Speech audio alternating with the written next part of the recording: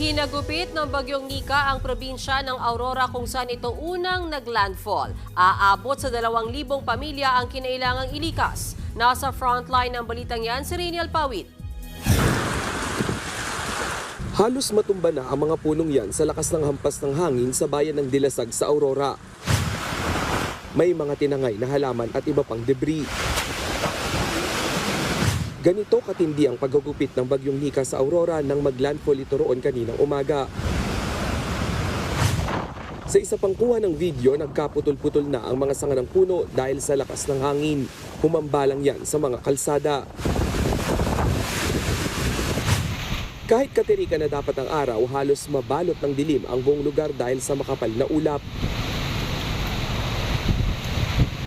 Sa bayan naman ng Baler, malalakas na hampas ng alon ang naranasan sa tabing dagat. Wala namang nasaktan pero aabot na sa 2,000 pamilya ang maagang lumikas. Ayon sa Provincial Disaster Risk Reduction and Management Office, nawalan na ng kuryente sa northern portion ng Aurora.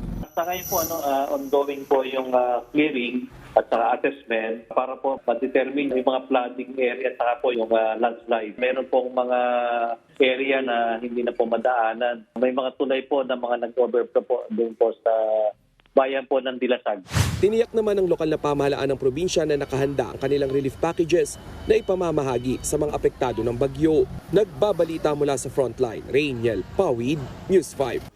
Mga kapatid, may Los Baños po. Huwag magpahuli sa mga balita at impormasyong dapat ninyong malaman. Para sa mas malawak na balitaan at diskusyon, mag-follow at mag-subscribe sa social media pages ng News 5.